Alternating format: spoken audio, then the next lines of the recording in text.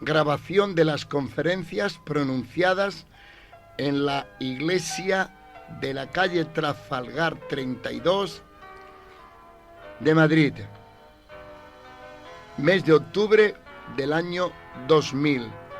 Tema general: la madurez cristiana. Sábado, día 14 de octubre, a las 19 horas.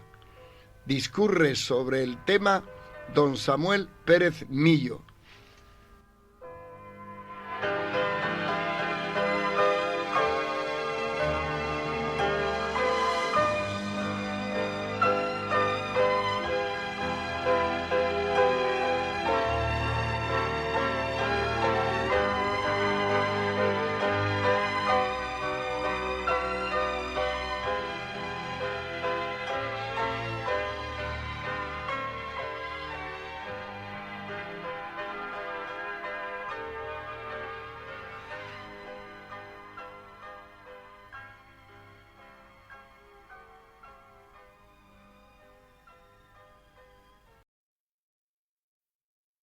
Mis queridos hermanos, tengo el privilegio y la responsabilidad del último tema de estas conferencias en relación con la vida cristiana.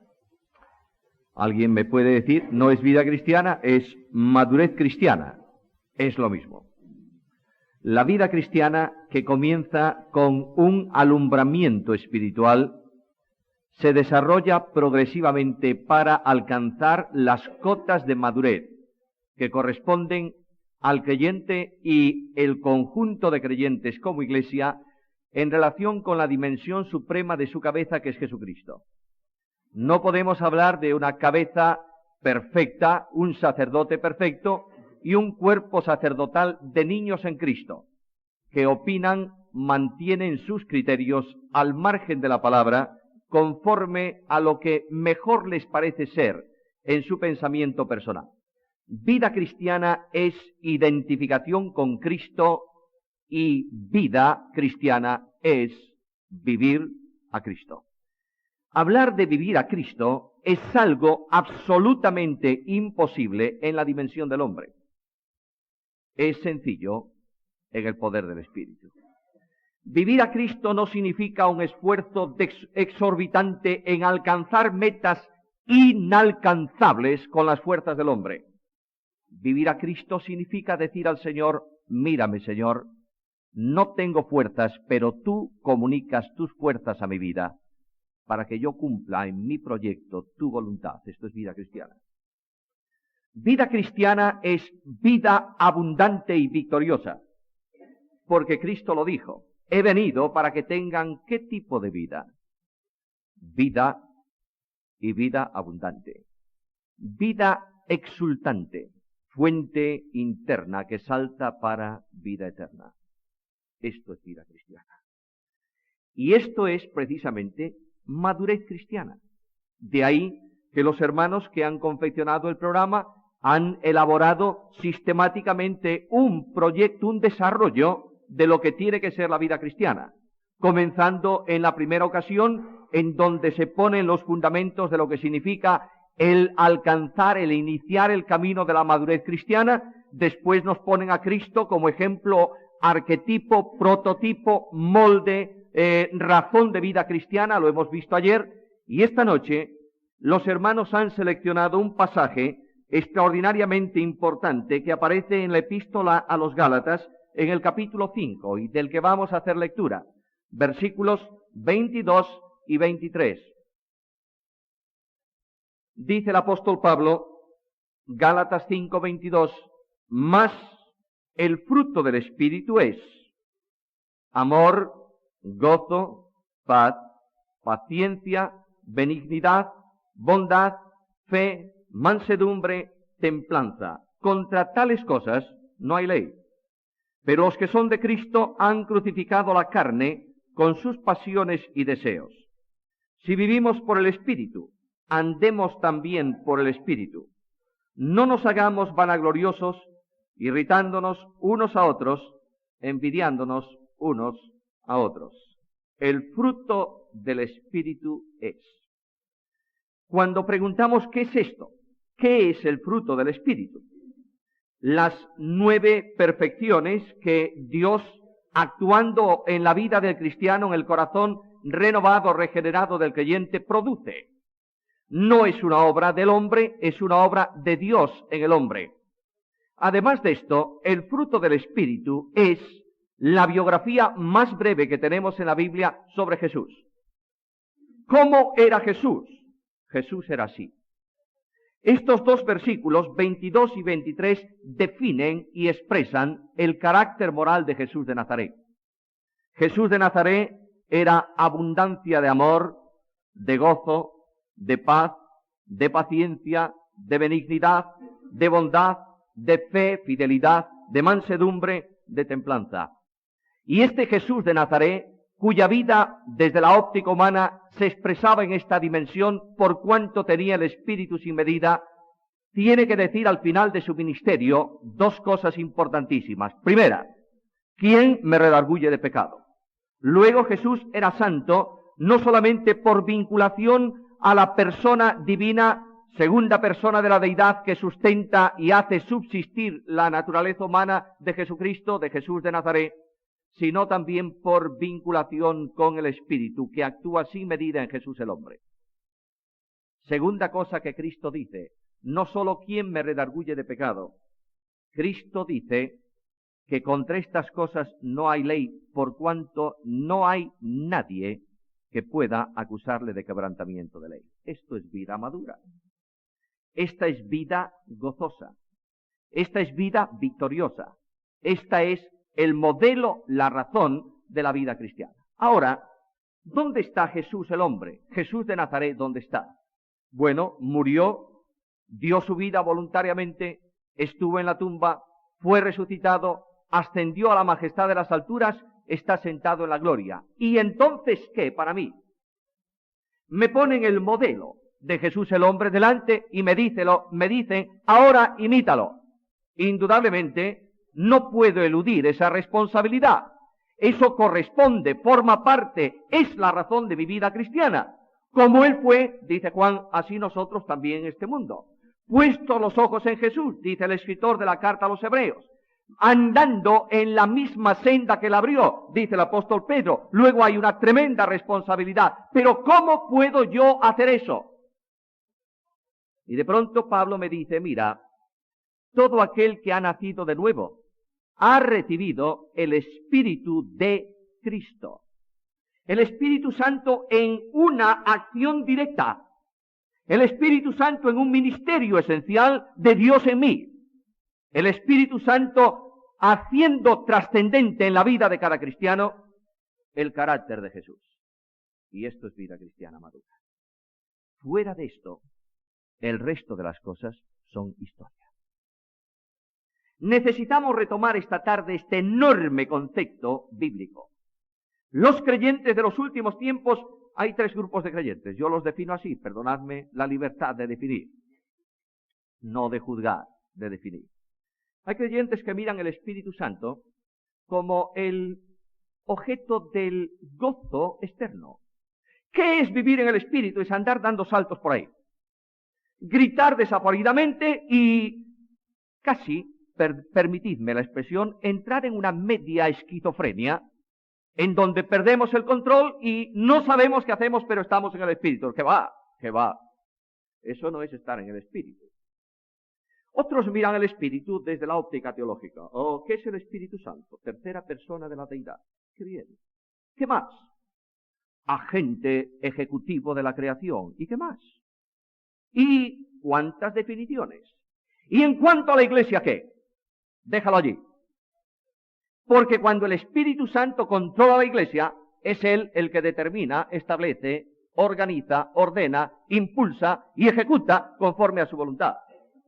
Y muchas veces las iglesias que miran teológicamente la Escritura solo, piensan que el Espíritu Santo va a irrumpir en la iglesia si se le deja y tomar el control de la congregación. Y de eso no estamos dispuestos muchas veces. La oración de la iglesia y de los líderes, de algunos líderes hoy, es esta. Mira nuestro programa y acéptalo. La oración de Pablo era otra. Señor, ¿qué quieres que hagamos? Esta es la hora. El pueblo de Dios en el tiempo presente, y esta tarde quiero ser práctico, eminentemente práctico, el pueblo de Dios en el tiempo presente, la iglesia de Jesucristo, es por un lado la iglesia de la juerga y de la pandereta, y por otro lado, la iglesia de la tristeza, del cansancio y de la aflicción.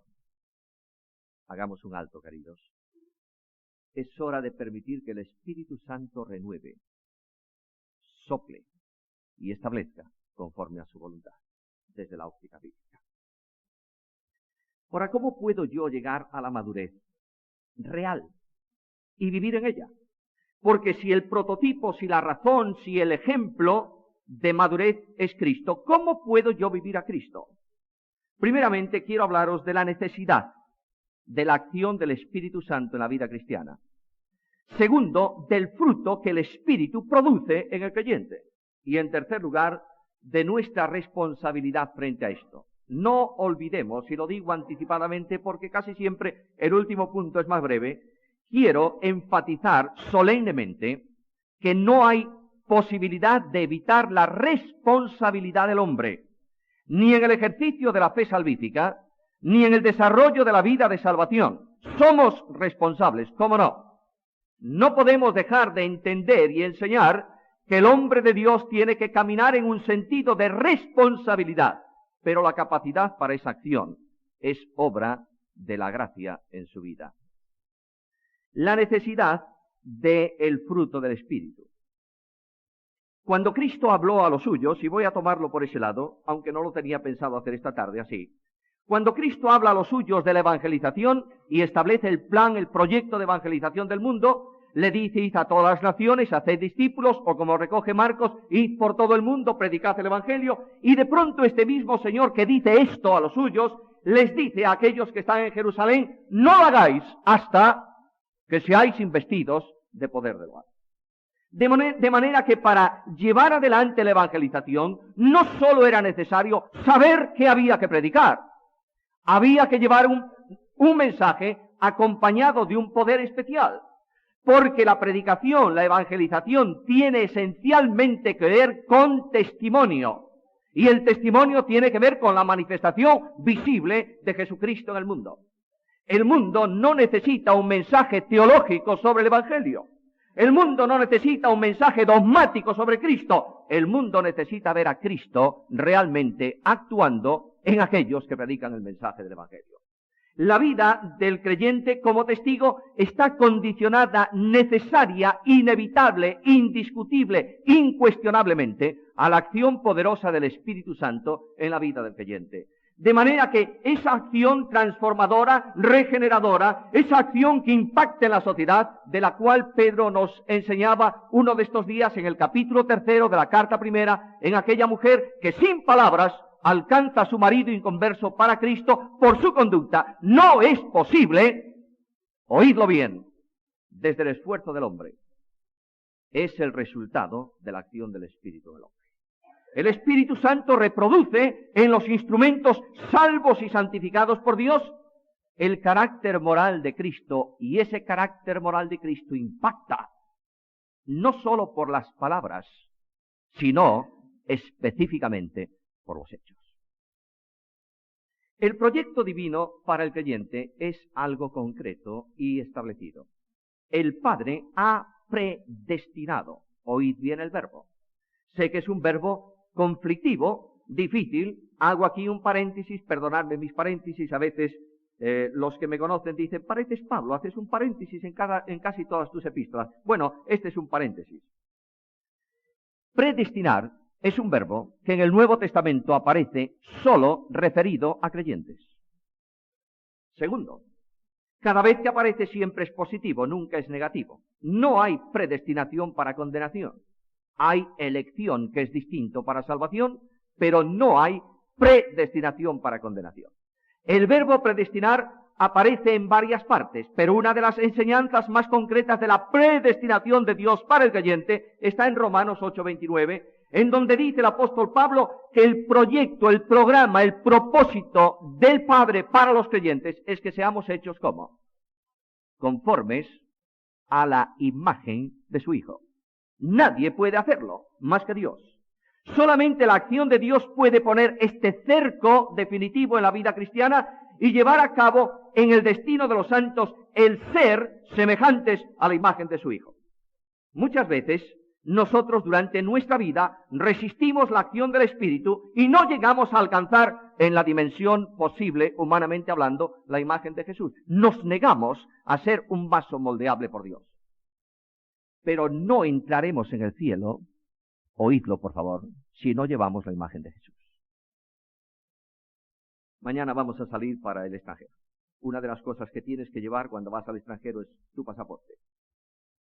Y yo estoy seguro que los que fuisteis al extranjero muchas o pocas veces, cuando llegáis a la frontera y ponéis el pasaporte, entregáis el pasaporte al policía, instintivamente todos, fijaros, por curiosidad observarlo, veréis que cada vez que entrega a alguien el pasaporte, se pone así derecho, mirando a ver qué cosa hace el policía con su pasaporte.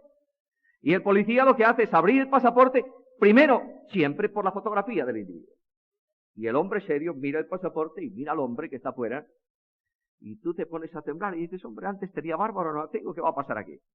El guardia, el policía, hace un esfuerzo de buena voluntad y dice, no se parece mucho, pero debe ser. Te sella el pasaporte, te lo da y tú sonriente entras. Bueno, dejadme ilustrar esto, por favor. Lo que voy a decir es una ilustración, no es una verdad. Imagínate que llegas al cielo. Ahí está la frontera del cielo, la barrera baja.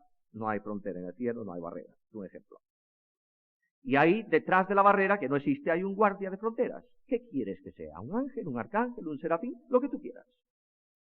Y de pronto tú llegas al cielo y dices, aquí no tengo problema ninguno, porque tengo un pasaporte de ciudadanía, no de extranjería, de ciudadanía. Soy ciudadano del cielo, ¡qué bien!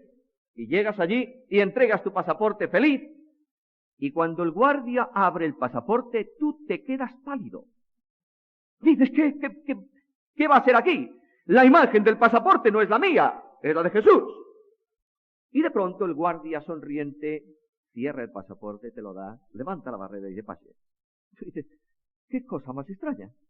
Y buscas inmediatamente en el cielo un espejo. Yo no sé si hay espejos en el cielo. Búscalo. Y llegas y entras rápidamente y encuentras el espejo y te miras, y la sorpresa segunda, impresionante, es que ya no llevas tu imagen, llevas la imagen de Jesús. Si esto no se produce, no hay opción alguna, ni en la vida de santificación aquí, ni en la vida de glorificación allá. ¿Por qué? Porque el Padre ha determinado que sean hechos conformes a la imagen de su Hijo. Ahora, el ejercicio de la voluntad de Dios en el creyente, quiero enfatizar esto, por favor, porque quiero que salgáis esta noche de este lugar felices. La vida cristiana no es una carga abrumadora, ¿sabes? Es gozo tremendo, impresionante. La voluntad de Dios en el creyente corresponde a algunos de quien Pablo dice, ya no andan conforme a la carne, sino conforme al Espíritu. Romanos capítulo 8, versículo 4. La ley de la carne produce lo que podéis leer en versículos anteriores. Adulterio, fornicación, inmundicia, etcétera, etcétera, etcétera. Y además de esto, lo que es muy corriente en la vida del creyente que no anda bajo el control y el poder del Espíritu, enemistades, pleitos, celos, iras, contiendas, herejías, envidias. Esto que a veces no se ve, pero está, corresponde a la operación del instrumento carne en la vida del creyente que no se deja conducir por la acción del Espíritu. Porque la lucha de santificación no es entre tú y la carne, sino entre el Espíritu y la carne. En este plano la victoria depende de tu dependencia del Espíritu, de tu consagración a Dios, de tu vinculación con Cristo en la plenitud del Espíritu en tu vida. Si no tienes esta experiencia con el Espíritu de Dios, eres un fracasado de antemano, por muy buena voluntad que tú tengas. Hay creyentes que se salvan por gracia y se santifican por obra, pobrecitos, amargados, tristes, abatidos, con cargas insufribles y miserias insoportables, que tienen que decir como Pablo, miserable de mí. La libertad del Espíritu conduce a una experiencia benéfica, de vida abundante. ¿Por qué? porque los primeros están en relación legal con Dios, los segundos están en relación potencial con Dios. Los primeros son en su esfuerzo personal, los segundos en el esfuerzo de la gracia. Y la vida cristiana en este conflicto manifiesto produce victoria solamente en aquello que Pablo dice al final del capítulo 7 de Romanos: doy gracias a Dios. ¿Por quién? Por Jesucristo. Luego la victoria en la vida cristiana consiste en que Cristo sea la razón y el motor de la vida cristiana. Y cuando Cristo es el motor y razón de la vida cristiana, en la libertad poderosa de la acción del Espíritu Santo, la ley de libertad me hace experimentar la grandeza de lo que significa realmente ser libre. Mis amados hermanos, un ruego. En Gálatas 5:1 leemos el canto de la Iglesia. Estad pues firmes ¿en qué? En la libertad con que Cristo os hizo libres. Ser libre no es hacer lo que quieres. Ser libre es hacer lo que debes. Es muy distinto. Ser libre es tener la capacidad, la madurez espiritual suficiente para que, como Pablo dice en su epístola, hay dos cosas que me son muy buenas. Una, ser desatado del cuerpo, estar con Cristo, mucho mejor. Otra, quedarme en la carne por amor de vosotros. ¿Qué quiero yo hacer? Son dos cosas buenas. Yo soy un creyente maduro, escojo quedarme en la carne por amor de vosotros. ¿Comprendéis lo que es la libertad? Tomar decisiones conforme a la conveniencia, primeramente de la obra de Dios, segundo lugar de los hermanos, no a tu conveniencia personal. Ahora bien, la libertad significa que Dios te ha roto 3 cadenas de esclavitud que te hacen como hombre esclavo por necesidad. La primera cadena que nos esclaviza es la cadena del yo. Ese yo surgió cuando el tú de Dios se cambió en el yo del hombre en el huerto de Edén.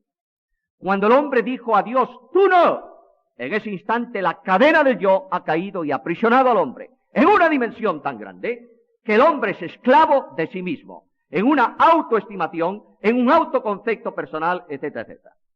No hay forma de liberar esta cadena, de romper esta cadena con el esfuerzo del hombre. Pero Pablo dice, con Cristo estoy juntamente crucificado y ya no vivo yo. El yo queda cancelado por el poder de Cristo. Segundo, el mundo. El mundo es ese elemento espiritual controlado por Satanás de oposición abierta a Dios que nos conduce a una vida opuesta a Dios. ¿En qué, hermanos?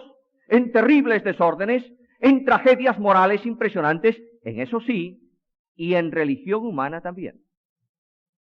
El mundo procura cambiar el aspecto de relación del creyente con Dios en religión en lugar de comunión. Y esta es una de las grandes tragedias de nuestros días. Hay creyentes religiosos, pero eso no satisface el propósito de Dios. El mundo tiene su propia religión. En actividades de herir el cuerpo, de sujetarlo a esclavitud, de no gustes, no tomes, no manejas, etcétera, etcétera, que tienen que ver, dice Pablo, con asuntos trascendentes, intrascendentes, no con el asunto trascendente de la comunión con Dios. Eso es religión. Y aquí tendríamos que detenernos también en el concepto bíblico de mundo. ¿Qué es el mundo? Porque Juan dice algo muy serio. No améis el mundo, ni qué, ni las cosas. Bueno, yo llevo muchos años en el Evangelio, como creyente 6 menos, pero llevo muchos años en el Evangelio. Y yo recuerdo oír hablar de las cosas del mundo. Y casi en mis días de joven, de adolescente, no las tenía, pero es para que entendáis lo que quiero decir. Yo tenía en el bolsillo derecho las cosas que son buenas, en el bolsillo izquierdo las cosas que son malas. Entre las cosas que son malas en mi tiempo había, por ejemplo, que no podías tomarte un café en una cafetería, ni entrar allí, eso era el mundo. Y yo como joven, estoy metiéndome en la experiencia de un joven, ahora miro y digo, qué cosa tan extraña. Ahora los líderes a veces me citan en una cafetería. ¿Qué ha pasado? ¿Ha cambiado el mundo o ha cambiado el concepto? Es que, mis amados hermanos, Juan dice qué son las cosas del mundo. La concupiscencia de los ojos, la concupiscencia de la carne la soberbia de la vida. ¿Son cosas materiales? No, señor. Son asuntos espirituales. El mundo utiliza las cosas materiales que son buenas para activar lo que es ilícito en esas tres grandes áreas. Y solamente puede ser liberado del poder del mundo en la medida en que Cristo, por su obra de poder en tu vida, rompa esa cadena de esclavitud. Quiero decirte que el apóstol Pablo dice: lejos esté de mí gloriarme, sino en la cruz de nuestro Señor Jesucristo, por quien el mundo me es crucificado a mí, y yo al mundo. Y hay una tercera cadena de esclavitud, que es la carne, de la que Pablo habla aquí en el capítulo 5, versículos 19 en adelante. Y eso forma parte de la naturaleza adámica heredada por nosotros. Nosotros no somos pecadores porque pecamos, es que pecamos porque somos pecadores. Hemos recibido esa herencia espiritual, esa genética espiritual de nuestro primer padre caído en el pecado, y la mantenemos necesariamente como hombres a lo largo de nuestra existencia. Por eso, mis amados hermanos, esa carne violenta, iracunda, que se levanta contra el propósito y el proyecto de Dios, dice Pablo, los que han sido bautizados en Cristo han crucificado la carne con sus pasiones y deseos. Y cuando realmente el creyente está en vinculación cotidiana con Cristo, en experiencia de vivir a Cristo, es libre. ¿Por qué? Porque Cristo dijo: si el Hijo os libertare, seréis verdaderamente libres. No solo en el pasado, continuamente. Cuando un creyente camina un solo paso lejos de la identificación con Cristo en el poder del Espíritu, es un esclavo. Porque la libertad la produce el Señor en nosotros. ¿Os dais cuenta de esto? La victoria plena está en Cristo. Y el apóstol Pablo dice que el Espíritu Santo es el agente que produce el carácter cristiano en nosotros. Ahora, una cosa más antes de pasar a nuestro segundo punto. Las 9 manifestaciones del fruto del Espíritu, no 9 frutos, un solo fruto, 9 manifestaciones, expresa las cualidades sobrehumanas del carácter. Ningún hombre es capaz de esto, porque ningún hombre natural puede alcanzar la dimensión que se pide aquí en esta perfección. Por tanto, como no depende de la habilidad ni de los recursos del hombre, tampoco depende de la fuerza del hombre. Yo quiero enfatizar claramente esto, mi hermano querido, mi hermana querida. Las fuerzas con las que tú te esfuerzas para alcanzar los objetivos de Dios son las fuerzas de Dios en ti. El profeta lo dice con mucha claridad. Dios da fuerzas ¿a quién? Al cansado. Y multiplica las fuerzas ¿de quién? Del que no tiene ninguna. Luego, para alcanzar la victoria de la vida cristiana, no consiste en que tú trates por tus fuerzas de llegar a objetivos inalcanzables para ti. Consiste en que digas a Dios cada día de tu vida: no tengo fuerza, Señor, no la tengo. Mírame, no tengo fuerza para eso. Pero tú produces la fuerza de Dios en mí. Y en esa misma dimensión de relación caminas la vida cristiana victoriosa en el carácter moral de Jesús, que es precisamente el fruto del Espíritu. Ahora, el fruto del Espíritu, descrito aquí por el apóstol Pablo, está dividido en 3 grupos de 3 virtudes o 3 perfecciones morales. Las 3 primeras expresan la relación del creyente con Dios: amor, gozo y paz. Supongo que todos estaréis ligando ya automáticamente cada una de estas perfecciones con Dios. El amor de Dios, el gozo en Dios, la paz de Dios. En segundo lugar, las 3 siguientes hablan del aspecto de la relación de vida cristiana con el prójimo: paciencia, benignidad, bondad. Las 3 últimas hablan de la relación íntima del propio creyente: fidelidad o fe, mansedumbre y templanza. Cuando somos capaces de alcanzar esta dimensión, somos hombres perfectos. Y Dios puede decir, en la dimensión en que es posible para el hombre, insisto en esto, como Job: era un varón recto, perfecto, recto, apartado del mal. Me falta una: temeroso. Perfecto, recto, temeroso de Dios y apartado del mal. Ahora bien, el fruto del Espíritu produce, en primer lugar, no por orden de acción, porque Él produce todo el fruto conjuntamente, sino por numeración de las perfecciones. Produce, en primer lugar, amor. El amor, como sabéis muy bien, esta mañana Pedro ha hecho mucho énfasis en esto, de modo que yo os remito a la enseñanza teológica del amor. Vamos a la práctica. El amor no es amor humano, es el amor divino en el creyente. Y el apóstol Pablo dice que no hay excusa alguna para que el creyente no viva en esta esfera de amor por una razón, porque el amor de Dios ha sido derramado en nuestros corazones por el Espíritu Santo que nos fue dado. Romanos capítulo 5, versículo 5. Mis amados hermanos, el amor cumple absolutamente la ley. No solo la cumple, la satura y la rebasa. La ley queda cumplida absolutamente en la medida en que el cristiano actúa conducido, impulsado por el amor de Dios. El mandamiento de Cristo es solemne. El mundo va a conocer que sois mis discípulos si tenéis amor los unos para con los otros. La ética del reino de los cielos, sermón de la montaña. Y aquí también hay otro problema, a veces muy serio. Hay personas que dicen, bueno, eso no es para la iglesia. Está muy bien. Creo que sí. Que directamente el sermón del monte es la ética del reino de los cielos. Es decir, la forma de vida que va a haber durante el tiempo en que el Hijo de Dios como Rey reina aquí en la tierra. Está bien, yo lo creo. Un momento. ¿Es ese solo el concepto reino de los cielos?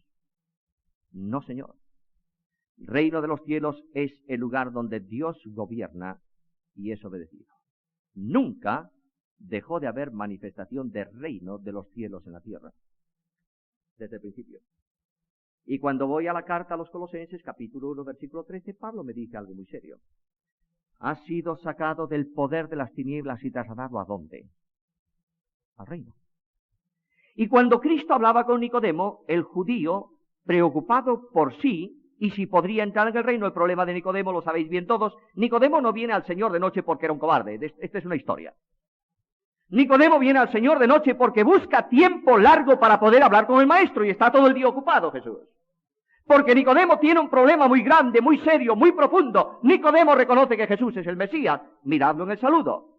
Nadie puede hacer las señales. Tú eres el Maestro enviado. Porque solo tú puedes hacer. Solo el Maestro enviado por Dios hace estas señales. Ahora, si este es el Mesías, viene el reino. Y dice que serán pasados por los vínculos del pacto. ¿Cómo sé yo, Nicodemo, que doy la talla? Y Cristo le dice, mira, Nicodemo, no eres tú el que tienes que dar la talla por ti. Si no naces de nuevo, ni ves ni entras en el reino. ¿Os dais cuenta de esto? Luego, si la ética del reino es para esa dimensión de vida, el sermón del monte es para mí también. En el tiempo presente, para aplicarlo a mi vida en el plano espiritual. Porque estoy en una situación de relación de nuevo nacimiento con Dios, exigida para los que estén en el reino. ¿Cuál es el objetivo del Sermón del Monte? ¿Cuál es el centro esencial? El amor. Los objetivos del amor divino, expresados en Cristo, como veis, son tres. En primer lugar, está el mundo en sí, los hombres que se pierden. En segundo lugar, está la Iglesia de Cristo. En tercer lugar, están los individuos, los hermanos, como personas. Cuando un creyente está gobernado por el Espíritu Santo, no necesita que se le impulse a un celo evangelístico, lo siente, porque Cristo vino para buscar a los perdidos. Y la comodidad, la confortabilidad de creyentes sentados en los bancos de las iglesias, muy dispuestos a estudiar teología profunda y a descubrir cuál es el artículo 23 o el artículo 24 del reglamento que hay que cumplir o no cumplir, no tiene ningún tipo de interés por la evangelización.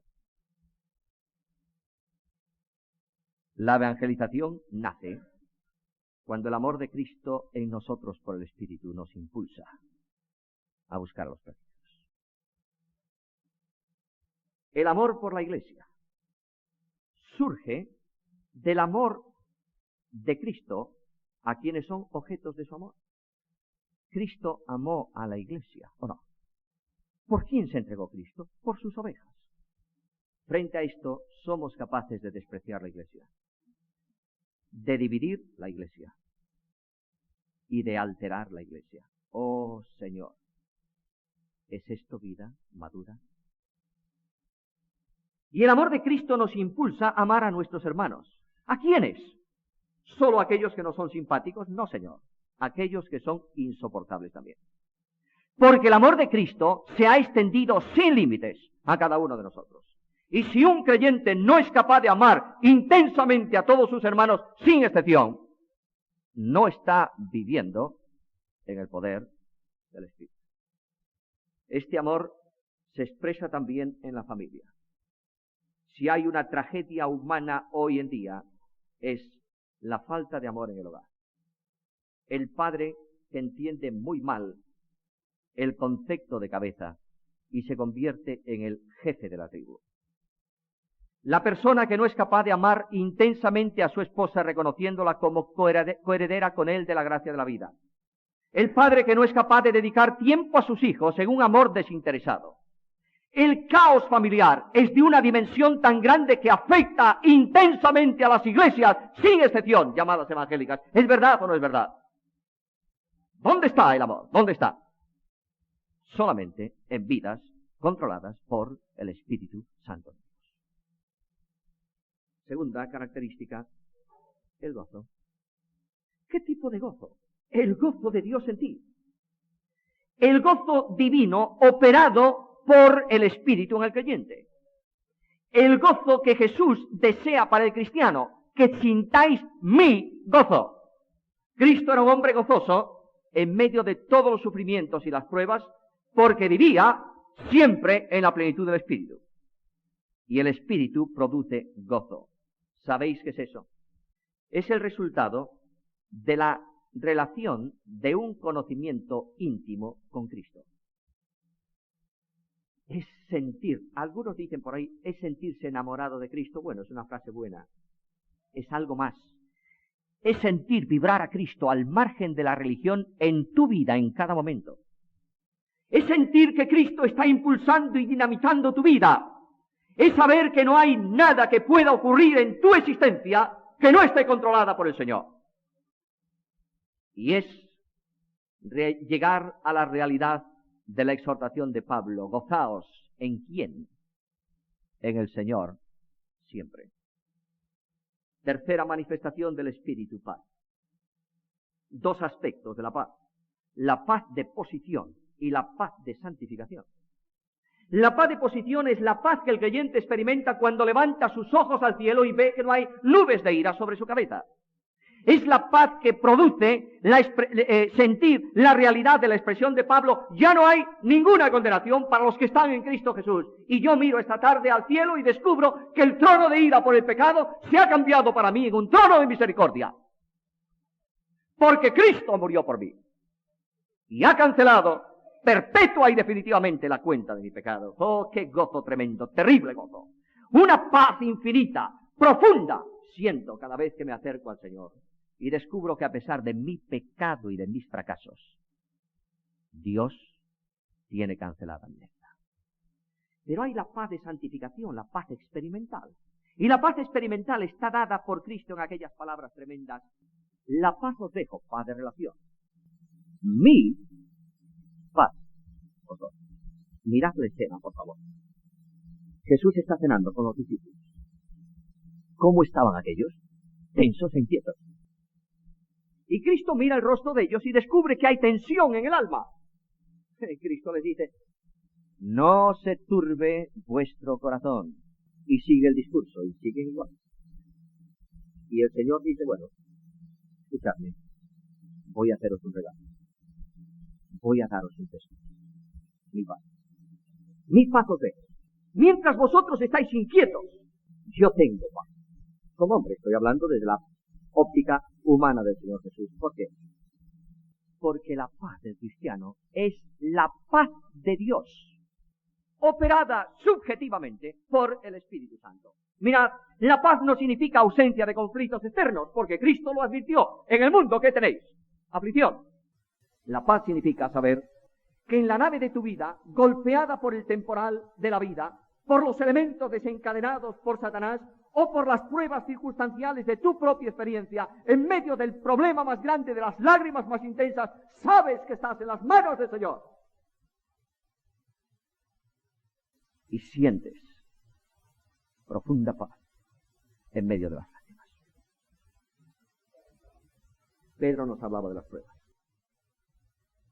Hace años, después del término de la Guerra Mundial, un hombre mayor, violinista de una de las grandes orquestas en Alemania, creyente, quedó sin empleo, claro.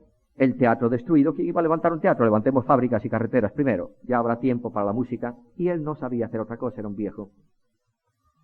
Y este hombre iba a la iglesia abatido. Los ancianos y el pastor de la iglesia estuvieron hablando con él 1 o 3 veces, no había forma. Y un día apareció en su casa el pastor de la iglesia con un estuche y un violín. Y miró al anciano y le dijo: mira, no vengo a hablarte de nada, te vengo a pedir un favor, ¿puedes afinarme el violín? Y el músico le miró y le dijo: no sabía yo que usted tocaba el violín. Bueno, pase. Abrió el estuche y se encontró con un violín con las cuerdas todas flojas. De modo que el músico tomó el violín, apretó el primer trasto, luego el segundo, tensó las cuerdas, las puso en orden, tomó el arco y dijo: ¿cómo iba a sonar este violín si estaba con las cuerdas flojas? Y el pastor tomó el violín, lo metió en el estuche, lo cerró y le miró atentamente y le dijo: mira, esto es lo que Dios está haciendo con tu vida, apretando las clavijas para que tú suenes conforme al programa de Él. ¿Sabes qué es esto? En medio de la angustia más tremenda, puedo decir esta tarde, con reverencia, a pesar de mi fe pequeña, como un pábilo que humea o una caña que se casca, puedo decir hoy, y lo digo como testimonio personal delante de vosotros: estoy bien con mi Dios. Esto es fácil. Y el Espíritu Santo produce otra cosa. ¿No sabes acaso, permitidme un inciso más, no sabes qué será la paz de Cristo? ¿Por qué? ¿Por qué sé yo qué será la paz de Jesús? Porque Él decía: mira, no estoy solo nunca. El Padre siempre está conmigo. Paciencia. La paciencia. La palabra paciencia aquí, Pedro lo decía esta mañana también, significa corazón amplio, capacidad. La paciencia de Dios es ilimitada. La paciencia de Dios es operada por el Espíritu Santo en el creyente. Mirad un texto, Colosenses 1:11, fortalecidos con todo poder, conforme a la potencia de su gloria. ¿Para qué? Para toda paciencia y longanimidad. Observad esto, por favor. Tú no puedes tener un corazón amplio a no ser que tengas el corazón de Cristo en ti. ¿Entiendes esto? Porque el corazón de Cristo, en el corazón de Cristo, tienen cabida todos, sin excepción alguno. La paciencia tiene que manifestarse en la vida cristiana y quiero deciros que es una de las condiciones personales exigidas para el liderazgo de la Iglesia. Necesitamos iglesias con líderes pacientes, de corazón ancho. Necesitamos iglesias con líderes que, manteniendo la doctrina, por favor, entended bien esto, no podemos claudicar en doctrina. Dios nos libre de tal pecado. Pero necesitamos líderes con un corazón ancho, que comprendan, que alcancen y que restauren. Lo decía ayer por la tarde.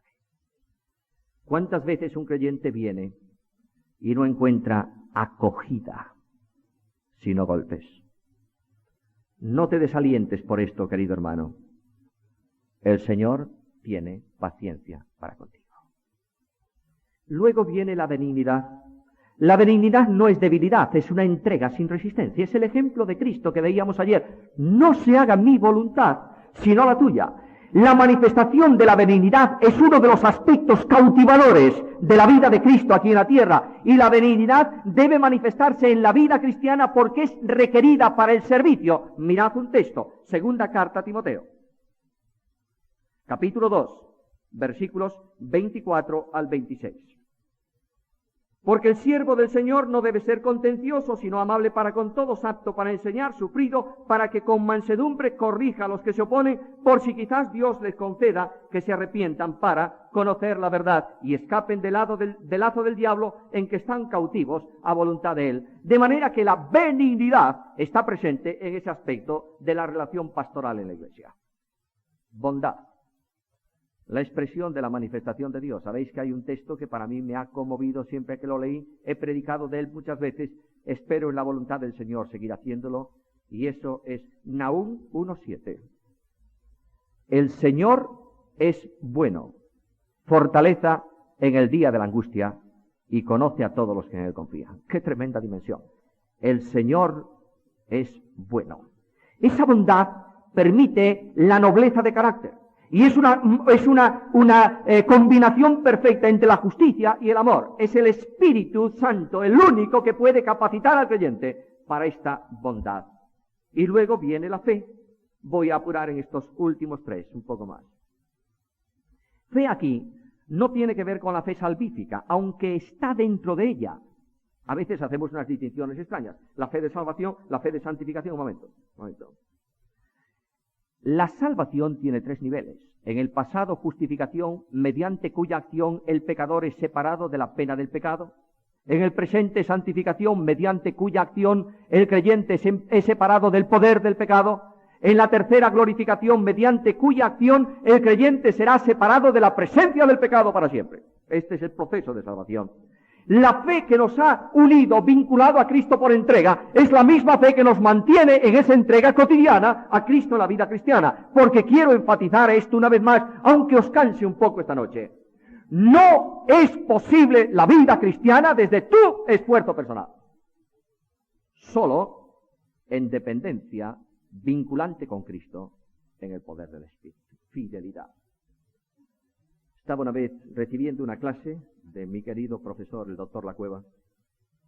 Me dijo, mira, estaba el hombre pronunciándome un discurso, porque era yo el único alumno que tenía en aquella ocasión. Y el hombre empezó a hablar de fe, y cuando me vio con los ojos así, me dijo, estamos un poco densos, ¿verdad? Dije, pues creo que sí. Me dijo, así de sencillo, mira, ¿sabes cuál es la diferencia entre un creyente y un fiel? No. Pues mira, un creyente es la persona que se fía de Dios. Este es un creyente. Un fiel es la persona de quien Dios puede fiarse. Ya está. Fidelidad es precisamente una vida de relación, de dependencia, de obediencia, de comunión vinculante con Dios. Soy fiel. ¿Por qué soy fiel? Por mi esfuerzo, Dios me libre. No tendría fuerza para ser fiel ni 2 minutos por mi esfuerzo personal. Soy fiel porque el Padre está impidiendo mi caída. Lo dice Judas. Aquel que es poderoso para guardaros como sin caída. Alguien me dice, pero ¿no caís a veces? Naturalmente que sí. Lamentablemente, cuando dejo de apoyarme en la fuerza de Dios, ahí caigo. No hay duda alguna. El éxito de vida cristiana, querido mío, querida mía, hermana mía, mayor que has vivido a lo mejor durante los últimos 40 años, vinculada a una religión agobiante de acciones humanas, yo te pido esta noche que te liberes. ¿Cómo? Descansando en la fuerza de Dios. Y entregándote incondicionalmente a Dios.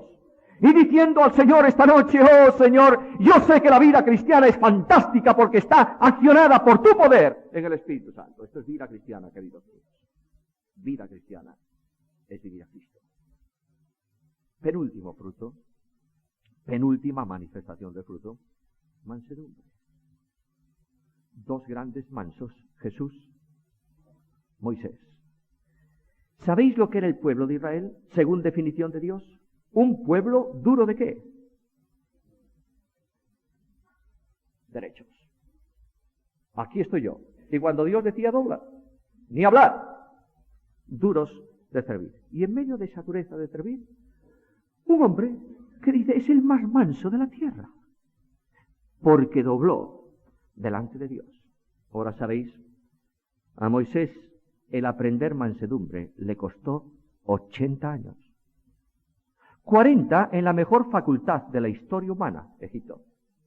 Y cuando Moisés sale de la facultad humana de Egipto, conoce leyes, matemáticas, gobierno, y dice, ahora sí, ahora ya estoy capacitado para el plan de Dios. ¿Cómo voy a hacer para liberar al pueblo? Comencemos hoy, matando a un egipcio. Ahí está Moisés, ahí lo tienes. Sigue derecho, Moisés, ahí está derecho. Y Dios dice, no, necesita una segunda licenciatura al desierto. A Madián, 40 años solito Moisés allí. Un día, otro día. Moisés venía por las noches oliendo a ovejas, no a colonia. Y las espaldas de Moisés iban encorvándose un poco porque era un viejo. Y el idioma hebreo que él conocía y hablaba, lo olvida por el idioma de Madián.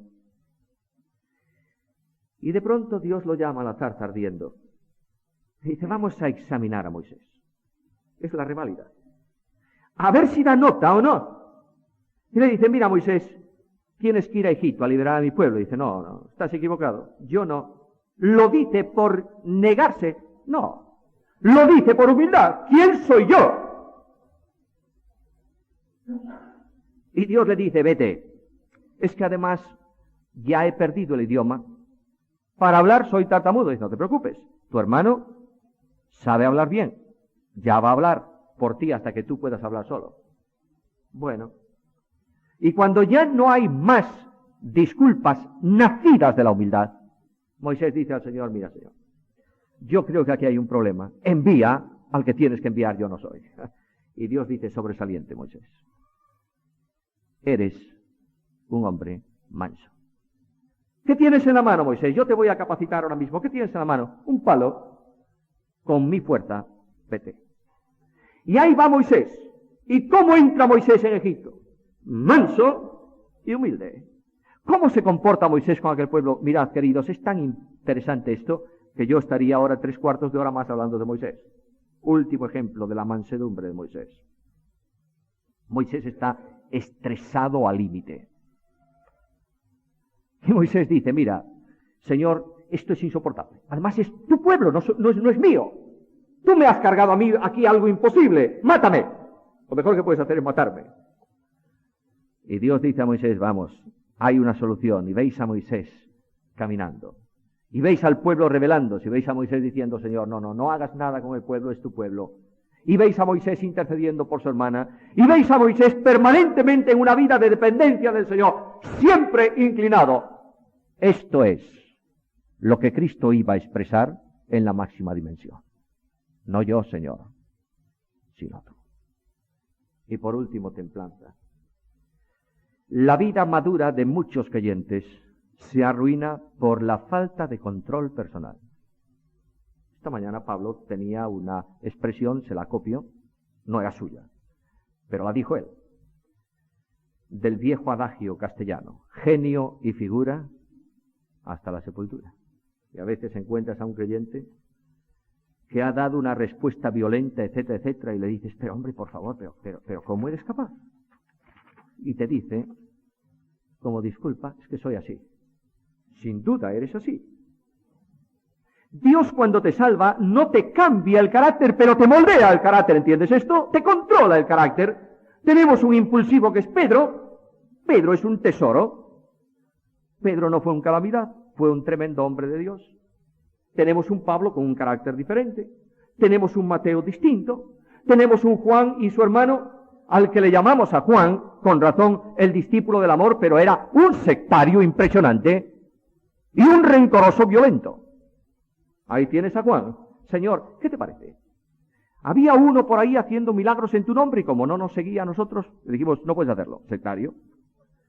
Y tienes a un Juan que como se enfada porque no le abren la ciudad de los samaritanos para hospedarlo, le dice, ¿qué te parece, Señor? Si hacemos que descienda fuego del cielo, ley, ira, y los queme a todos. ¡Ja! ¿Cuántos Juanes hay así en el pueblo de Dios? Necesitamos creyentes capaces de controlarse a sí mismos. Y decir, yo le retorcería el cuello, pero lo amo en Cristo. ¿Entiendes esto? Supongo que todos los que estuvisteis y termino el último punto ya. Supongo que todos los que tuvisteis ocasión de estar en el Congreso Evangélico, oísteis una de las grandes magistrales lecciones de John Stott. A mí me hizo un impacto colosal. Porque John Stott dijo una mañana, hablando de iglesia y de liderazgo, dijo algo muy interesante. Dijo, mira, hay por ahí un producto para lavar la ropa fina que se llama Nori. ¿Lo conocéis los hombres? No, creo que no. Las mujeres sí. Y en ese paquete de Nori aparece un borreguito blanco. Pero qué encanto de borreguito. Oh, me gustaría que la iglesia mía, donde yo estoy pues así, borreguitos blancos. Oh, no. Son ovejas. Y decía John Stott, las ovejas tienen varias características. Primero, son díscolas, se pierden fácil. Segundo, huelen mal, es verdad, ¿eh? Y tercero, tienen pulgas. Naturalmente las cabras no, las ovejas sí. Dice, pero este es el material con que tenemos que trabajar. ¿Qué hacemos con las ovejas? Como huelen mal las echamos fuera. No. Vuélcate sobre ellos, refrena tu acción y expresa la gracia de Dios. Hace bastantes años estaba en León. Creo que muchos de vosotros conocisteis a un hombre de Dios que sirvió allí, que se llama, es misionero neozelandés, Gordon Bishop. Como buen inglés, comía a las 12:30 en León. Y yo, como buen español, a su mesa comía a las 12:30, si no, no comía. Y como a la 1:30 ya habíamos terminado la comida y él no dormía siesta, y yo tampoco, pues me invitaba a salir por la orilla del río a pasear. Salí un día con él y veo venir un rebaño de ovejas para cruzar un puente y un pastor delante del rebaño, y cuando llegó al borde del puente, silba al perro, detiene al rebaño y el pastor se mete en medio de las ovejas y agarra a una por los pelos de la espalda, la levanta así, saca el cinturón suyo del pantalón, le mete la hebilla en la pata delantera, le hace un nudo en la de atrás, la oveja queda con las patas así y la suelta. Yo dije, pues qué raro. Y cuando cruzó el puente el rebaño, sacó el cinto, lo puso en su pantalón, camina. Segundo día, lo mismo. Y yo, que soy curioso por naturaleza, me acerqué al pastor y le dije, perdóneme, he visto ayer y hoy hacer esto. ¿Por qué? Y el hombre se echó a reír. Me dijo, es que sabe usted, esa es una oveja muy curiosa. Cada vez que llega al borde de un puente, no importa cuál sea, si no le hago esto, se pone a correr por el borde del río. Y el problema no es que corra ella, es que detrás de ella van las otras. Y yo dije para mí, qué tremenda lección pastoral. ¿Cuántas veces el pastor, espiritualmente hablando, mata a la oveja díscola? Yo lo hubiera hecho, ¿eh? Yo tengo una oveja así, me como la oveja. La pongo a las brasas y me como unas chuletas de oveja díscola. Pero no es la acción del pastor. Dice aquí el texto, capaz de refrenar. Oh, qué vida, queridos, qué vida. Qué impresionante vida. ¿No quieres vivir así la vida cristiana? El secreto está en el versículo 25. Si vivimos por el Espíritu, andemos por el Espíritu. No hace falta nada más. El secreto está en vidas rendidas al control del Espíritu. El secreto de la iglesia victoriosa está en abrir las puertas para que el Espíritu de Dios sople el polvo de la congregación y barra la escoria y la ponga en la calle y comience Él a tomar control de la iglesia. Y esto solo se produce si el liderazgo del pueblo de Dios esta noche en la presencia de Dios comienzan a orar. Señor, ¿qué quieres que yo haga?